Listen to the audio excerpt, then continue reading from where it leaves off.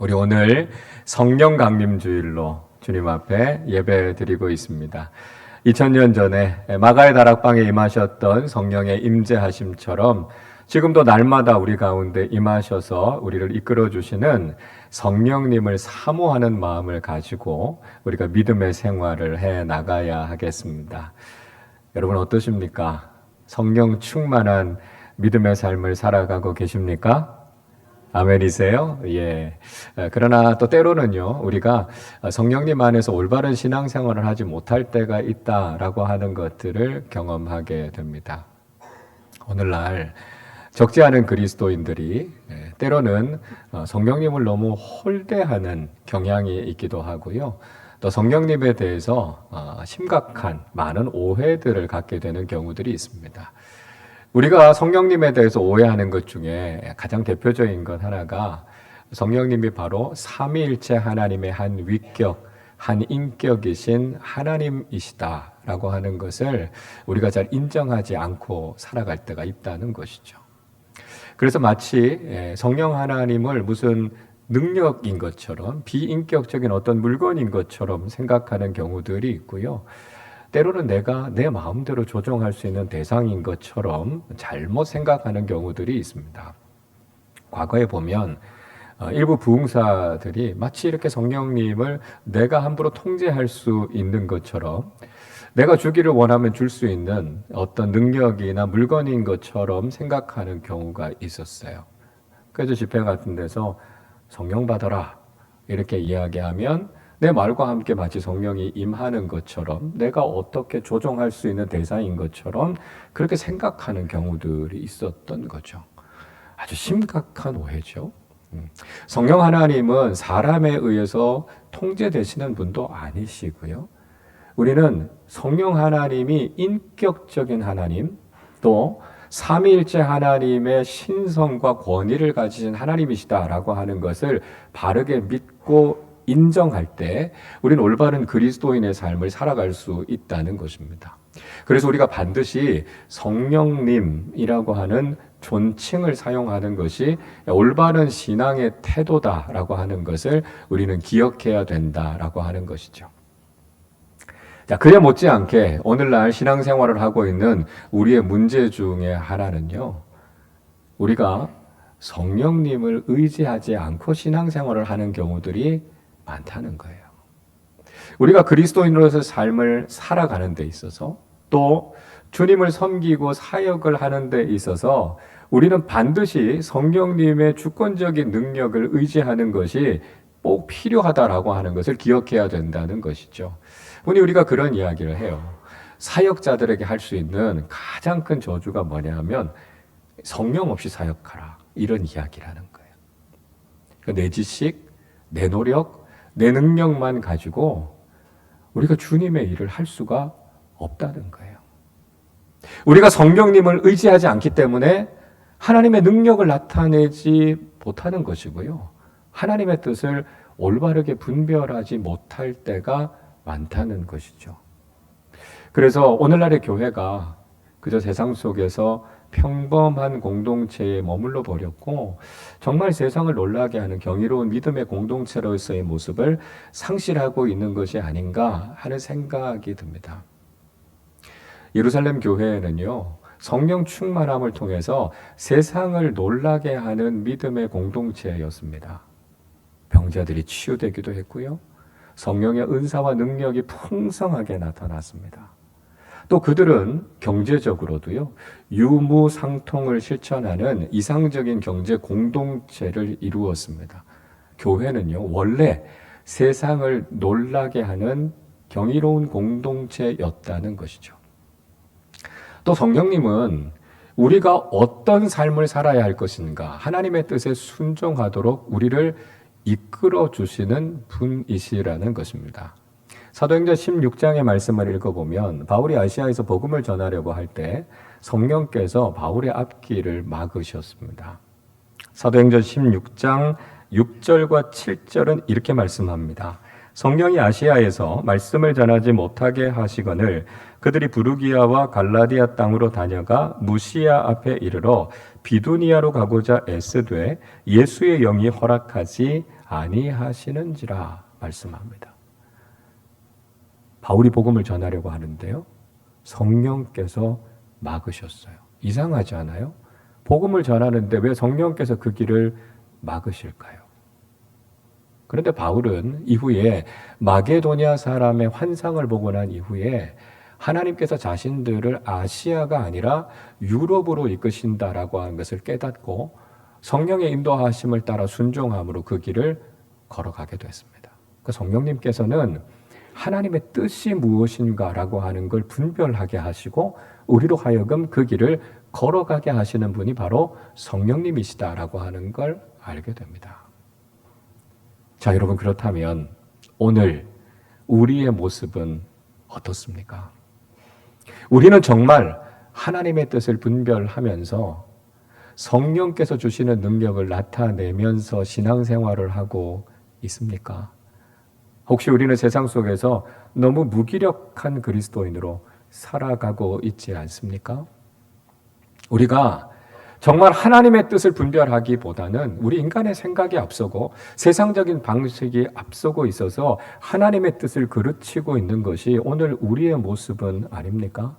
도대체 무엇이 잘못된 것일까요? 우리는 오늘 성령 강림 주일에 우리가 회복해야 하는 올바른 신앙의 모습이 무엇일까를 말씀을 통해서 함께 생각해 보도록 하겠습니다. 예수님께서 오실 길과 하실 사역을 준비했던 사람은 세례 요한이었습니다. 요한의 이름 앞에는 항상 세례자라고 하는 별칭이 붙어 있었습니다.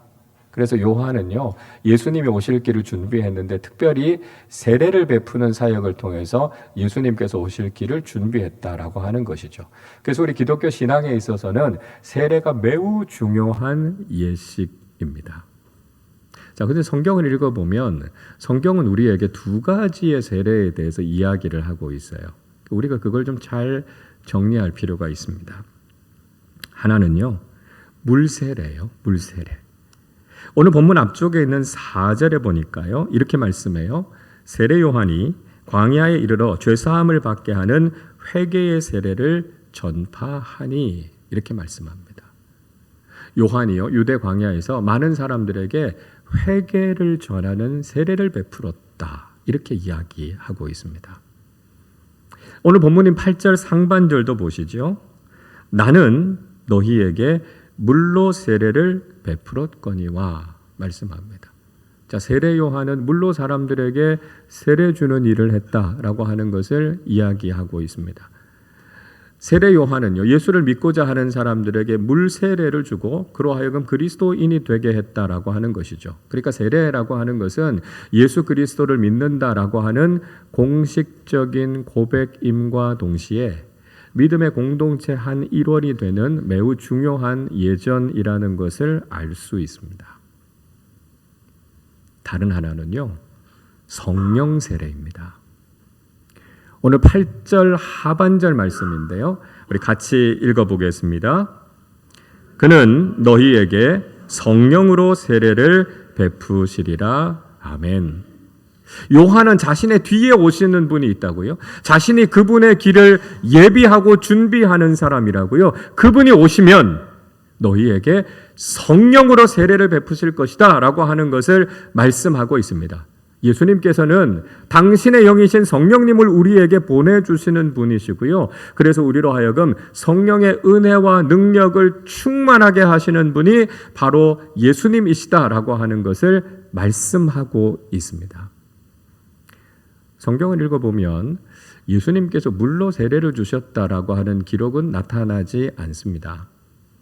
요한복음 3장 26절은 이렇게 말씀합니다. 그들이 요한에게 가서 이르되 랍비여 선생님과 함께 요단강 저편에 있더니 곧 선생님이 증언하시던 이가 세례를 베풀매 사람이다 그에게로 가더이다. 세례 요한의 제자들이 요한에게 그런 이야기를 합니다. 선생님께서 말씀하시던 그분에게 세례를 받기 위해서 사람들이 다 그분에게로 갑니다 라고 이야기합니다. 자, 이 말씀을 읽어보면 예수님께서 많은 사람들에게 세례를 베푸셨구나 라고 생각할 수 있습니다. 그런데 요한복음 4장 1절과 2절은 이렇게 말씀하고 있습니다.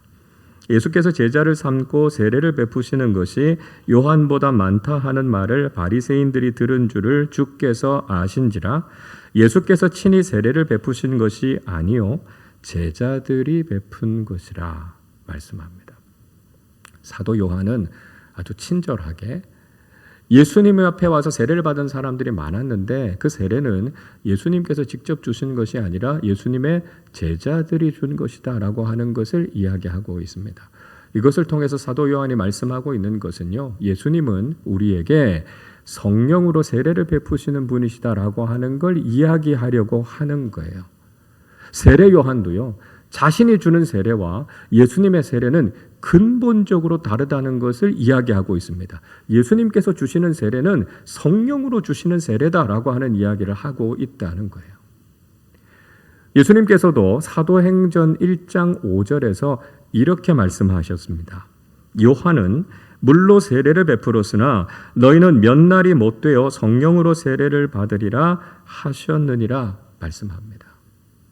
예수님께서는 제자들로 하여금 예루살렘을 떠나지 말고 그곳에서 기다리라고 말씀하셨습니다. 아버지께서 약속하신 성령이 임하게 될 테니까 성령이 임하실 때까지 그곳에 머물러 있으라고 말씀하셨습니다. 그리고 예수님께서 말씀하신 것처럼 열흘이 지난 이후에 오순절 마가의 다락방에 예수님께서 말씀하신 성령이 임한 것을 그들이 경험하게 된 것이지요. 성령이 임하는 것을 경험하고 그들이 예수 그리스도의 복음의 증인이 됐던 것을 볼 수 있습니다.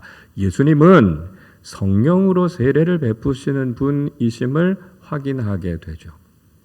성경에서 물세례와 성령세례를 구분하는 또 다른 예는 사도행전 19장에 나옵니다. 바울이 에베소에서 복음을 전하고 있었을 때 그곳에서 제자들을 만나게 됩니다.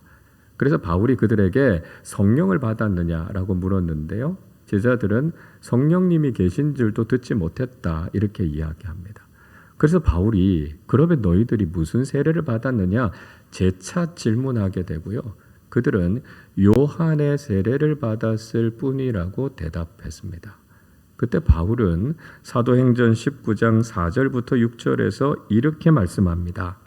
바울이 이르되 요한이 회개의 세례를 베풀며 백성에게 말하되 내 뒤에 오시는 이를 믿으라 하였으니 이는 곧 예수라 하거늘 그들이 듣고 주 예수의 이름으로 세례를 받으니 바울이 그들에게 안수하매 성령이 그들에게 임하심으로 방언도 하고 예언도 하니 말씀합니다.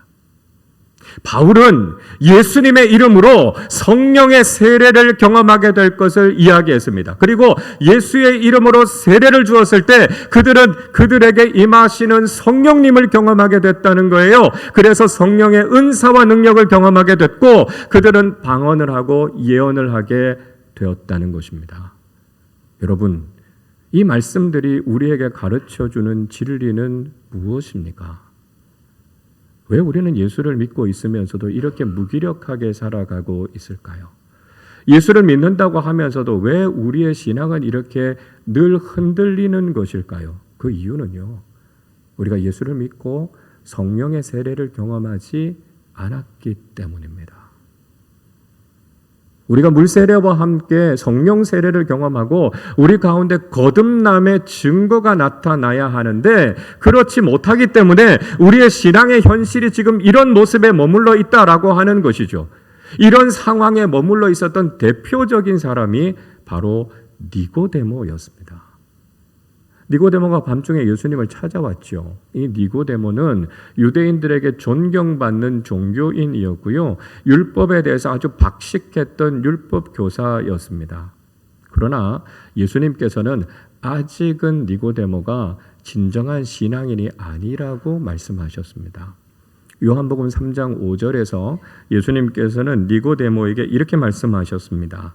예수께서 대답하시되 진실로 진실로 내게 이르노니 사람이 물과 성령으로 나지 아니하면 하나님의 나라에 들어갈 수 없느니라. 예수님께서 니고데모에게 무엇이라고 말씀하셨습니까? 물과 성령으로 거듭나지 않으면 하나님 나라에 들어갈 수 없다고요. 우리는 물세례뿐만 아니라 성령의 세례를 통해서 영적으로 거듭나야만 진정한 신앙인이 될 수 있다는 것입니다. 율법을 아무리 많이 알고 있어도요, 교회를 아무리 오래 다녔어도요, 우리가 성령의 세례를 경험하지 않으면 우리는 하나님의 자녀가 될 수 없다는 것입니다. 아마 교회를 오래 다니신 분들 계실 겁니다. 물 세례를 받으시기도 하셨고 또 여러 가지 사역을 하고 계시는 분들도 있으실 것입니다.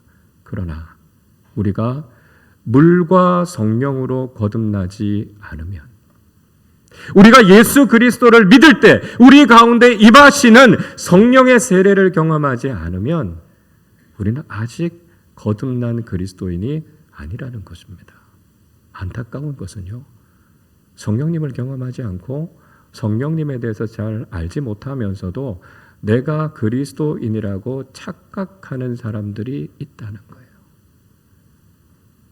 내가 성령님을 알지 못한다면, 내가 성령님을 경험하지 않았다면 아직 그리스도인이 아니에요. 거듭남의 진리를 알지 못했던, 그래서 물과 성령으로 거듭나지 못했던 니고데모는 종교인일지는 몰라도 적어도 아직은 신앙인은 아니라는 것이죠. 여러분, 우리에게 필요한 것이 무엇입니까? 우리는 예수님을 믿고 주님께서 우리에게 주시는 성령 세례를 통해서 거듭나는 사람들이 되어야 한다는 것입니다. 성령께서 우리 가운데 임하시는 영적인 체험과 사건이 우리의 삶 속에 있어야 된다는 거예요. 그래서 우리가 물과 성령으로 거듭날 때만 진정한 그리스도인이 될 수 있다라고 하는 것을 우리는 반드시 기억해야 된다는 것이죠. 동시에요, 물세례라고 하는 것은 성령 세례를 경험하게 되는 아주 중요한 통로가 된다는 것입니다. 여러분, 물세례와 성령 세례는요, 서로 별개의 것이 아니라는 거예요. 이 두 가지의 세례는 굉장히 긴밀한 관계 속에 있고요, 물 세례를 통해서 우리가 성령 세례를 경험하게 되는 경우들이 많다는 거죠. 오늘 예수님의 세례가 가장 모범적인 사례를 우리에게 들려주고 있다는 것입니다. 9절 말씀을 보십시오. 그때에 예수께서 갈릴리 나사렛으로부터 와서 요단강에서 요한에게 세례를 받으시고 말씀합니다. 예수님께서 요단강에서 요한에게 세례를 받으셨습니다. 예수님께서 인간인 요한에게 세례를 받으셨다라고 하는 것이 좀 의외일 수 있습니다. 물론 예수님께서 받으신 세례는 죄사함의 세례는 아니죠. 예수님은 죄가 없으신 분이시니까요. 예수님의 세례가 가지고 있는 의미는 공생애의 시작이라는 의미를 가지고 있습니다.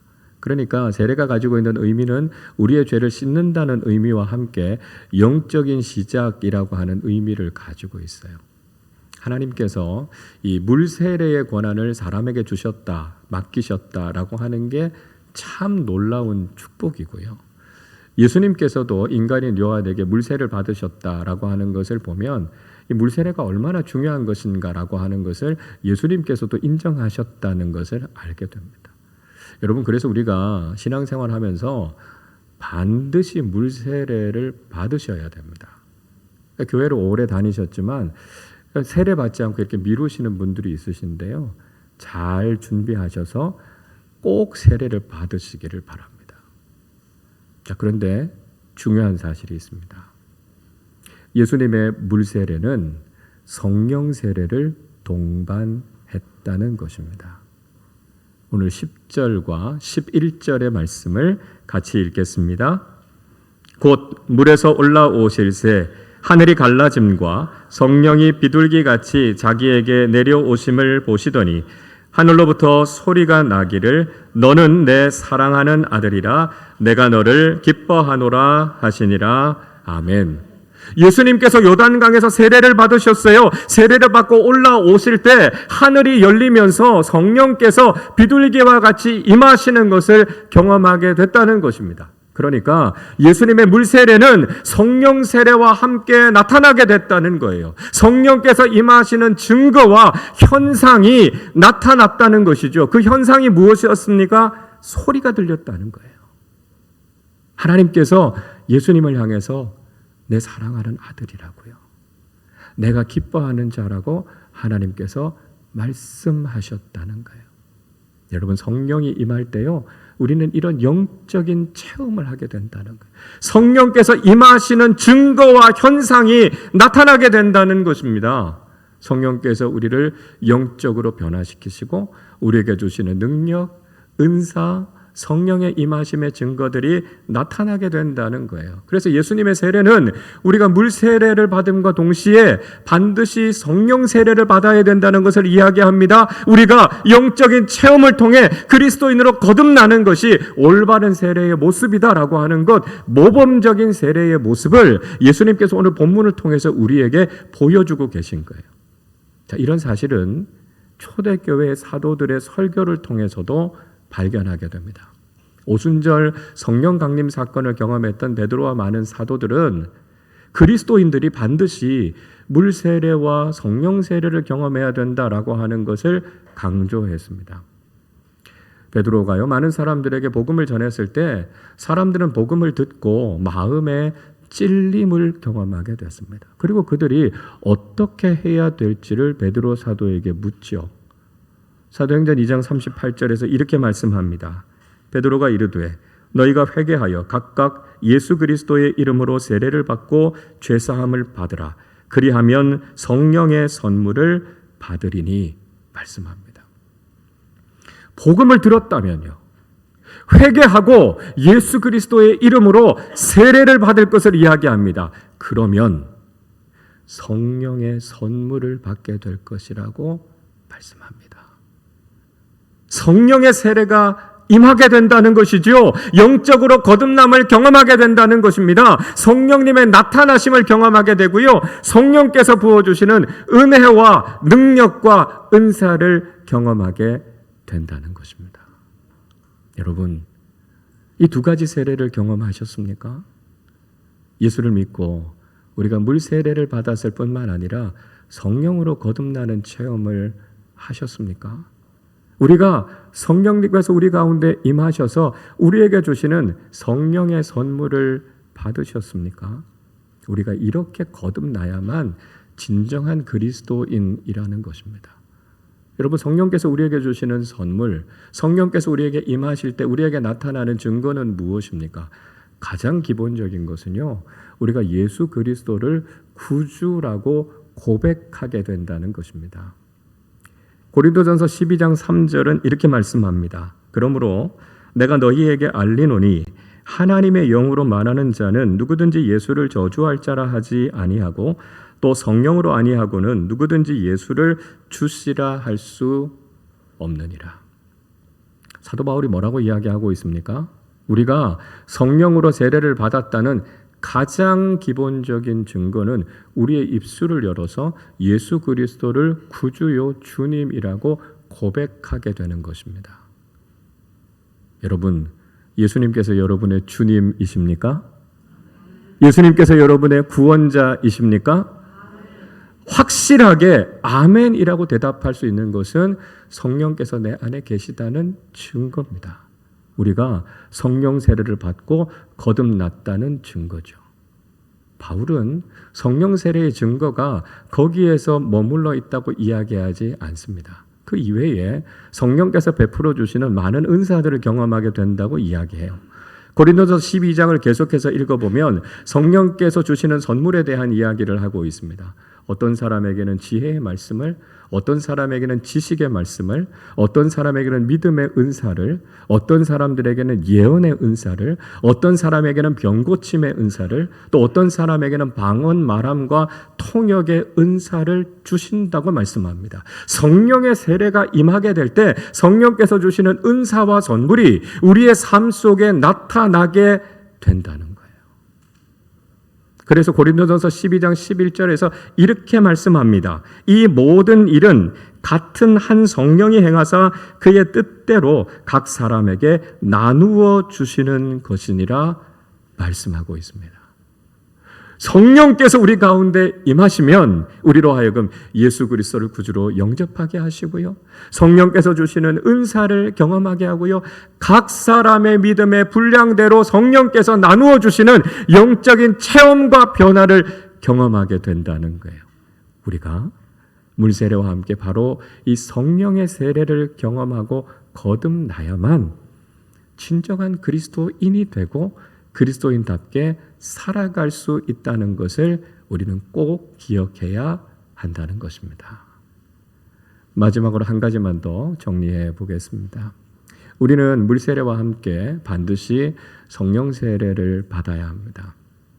그런데 우리는 참 연약하고 부족한 인간인지라 한 번의 성령 세례를 받았다고 해서 평생을 그리스도인답게 살아갈 수 없습니다. 그래서 우리는 날마다 우리에게 임하시는 성령님을 경험해야 하는데요. 성경은 이것을 가리켜서 성령 충만이라고 이야기하고 있습니다. 초대교회의 성도들, 사도들도요, 한 번 성령 세례를 받은 것으로 평생 사역을 한 것이 아니었습니다. 그들이 오순절 성령 강림 사건을 경험하고 난 이후에도 그들은 수없이 많은 고난과 핍박을 경험했습니다. 그들은 그때마다 하나님께 기도했고 성령님의 도우심을 구했습니다. 사도행전 4장 31절은 이렇게 말씀합니다. 빌기를 다하매 모인 곳이 진동하더니 무리가 다 성령이 충만하여 담대히 하나님의 말씀을 전하니라. 그들은 함께 모여서 간절하게 하나님께 기도했습니다. 성령께서 다시 한번 충만하게 임하시도록 기도했을 때 그들 가운데 성령의 임하심을 경험하게 됐고요. 그들은 담대하게 예수 그리스도의 복음을 전하게 됐습니다. 아무리 큰 고난이 있어도요. 아무리 큰 위기가 있었다 할지라도 다시 한번 성령께서 충만하게 임하실 때 그들은 사명자로서의 삶을 끝까지 살아갈 수 있었다는 것이죠.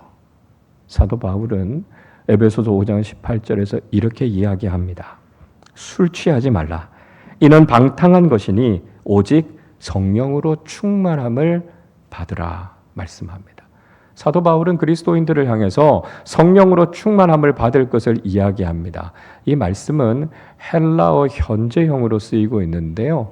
헬라어 현재형은 반복적이고 지속적인 의미를 가지고 있습니다. 그러니까 성령 충만은 한 번만이 아니라 날마다 매 순간마다 우리 가운데 임하셔서 그리스도인답게 살아가게 하시고 사명을 감당하게 하시는 성령님의 인도하심을 따라 살아야만 우리는 그리스도인답게 살아갈 수 있게 된다는 것입니다. 여러분, 우리는 오늘 이 성령 강림 주일에 이 두 가지의 세례에 대해서 다시 한번 잘 마음에 새겨야 하겠습니다. 우리는 우리의 죄악된 것을 씻어내는 물세례를 받음과 동시에 예수 그리스도를 믿을 때 우리 가운데 영적으로 임하시는 성령의 세례를 받아야 합니다. 우리가 물과 성령으로 거듭나야만 그리스도인이 될 수 있고요. 그리스도인답게 살아갈 수 있습니다. 내가 물세례를 받았지만 아직 성령님을 경험하지 못하셨다면 뜨겁게 사모하는 마음으로 하나님 앞에 기도할 때 오늘 우리에게 임하시는 거룩하신 성령님을 경험하실 수 있기를 바랍니다. 한 번이 아니라 그리스도인으로 살아가는 우리의 삶 전체에 우리의 삶에 임하시는 성령의 충만하심을 경험해야만 우리는 그리스도인으로서 살아갈 수 있습니다. 물과 성령으로 우리 가운데 임하셔서 우리를 새롭게 거듭나게 하시는 성령의 은총을 통해 참된 그리스도인이 되시고 성령 충만함을 통해 하나님께서 맡겨주시는 귀한 사명을 잘 감당하는 믿음의 사람들로 살아가시기를 주님의 이름으로 축원합니다. 우리 시간에 함께 찬양하고 기도하도록 하겠습니다. 거룩하신 성령이여 고백하며 찬양합니다.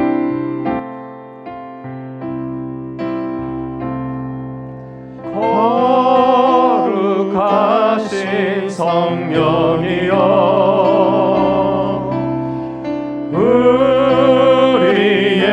우리에게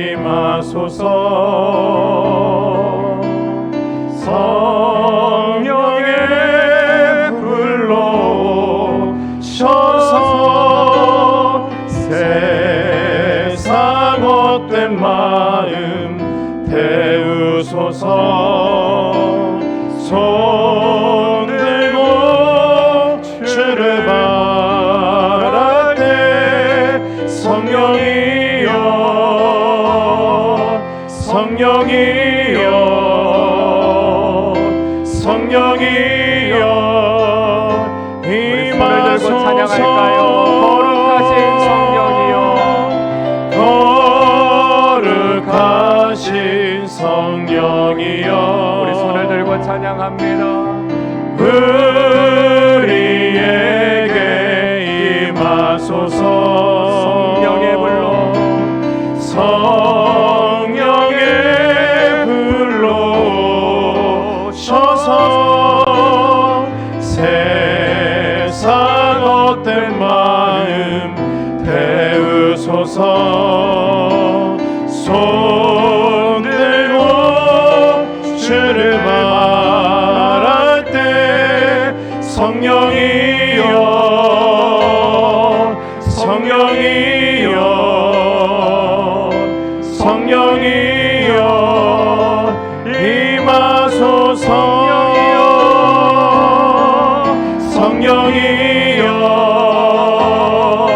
성령이여 성령이여 임하소서. 성령이여 성령이여 성령이여 임하소서.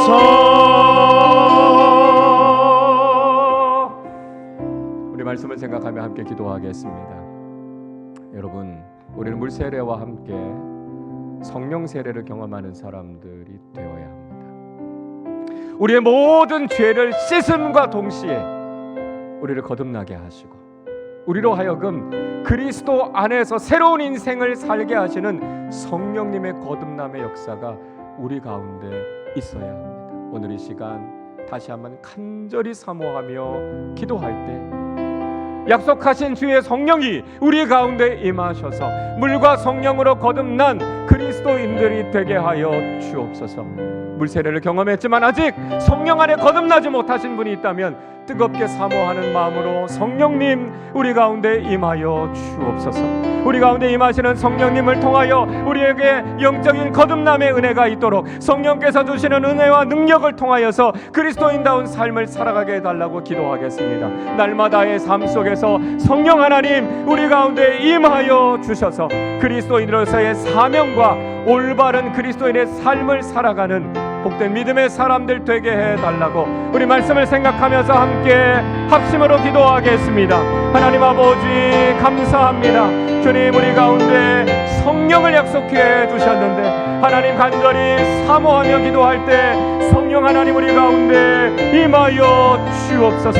하나님 아버지 우리가 물과 성령으로 거듭난 진정한 그리스도인들이 되게 하여 주시옵소서.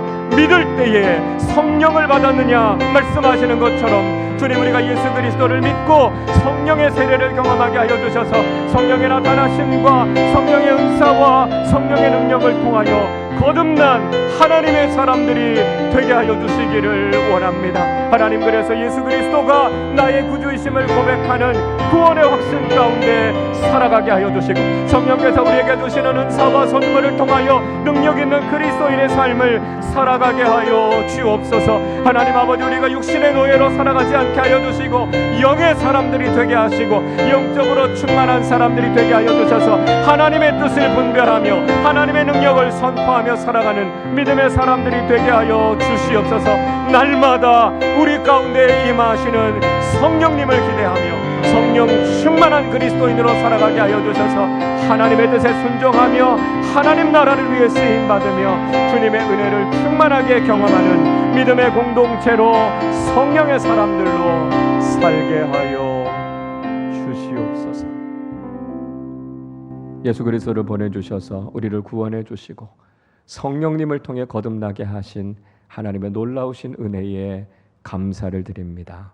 하나님 이 자리에 있는 우리 모두가 물과 성령으로 거듭나게 하여 주셔서 하나님 나라 백성임을 다시 한번 확인하게 하여 주시고 예수 그리스도가 나의 구주이심을 고백하는 흔들리지 않는 구원의 확신 가지고 성령께서 우리에게 주시는 은사와 능력과 선물을 통해 이 땅 살아가는 동안 하나님의 사람답게 하나님 나라의 사명자답게 살아가게 하여 주옵소서.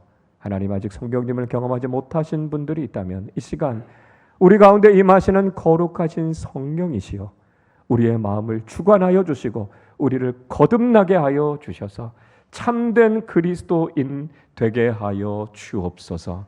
하나님, 우리는 참 연약합니다. 날마다 우리 가운데 임하시는 성령님을 간절히 사모하게 하여 주셔서 성령 충만함으로 하나님의 뜻을 분별하며 하나님의 말씀에 온전히 순종하는 그리스도인들로 살아가게 하여 주옵소서. 감사드리며 우리 주님 예수 그리스도의 이름으로 기도하옵나이다. 아멘.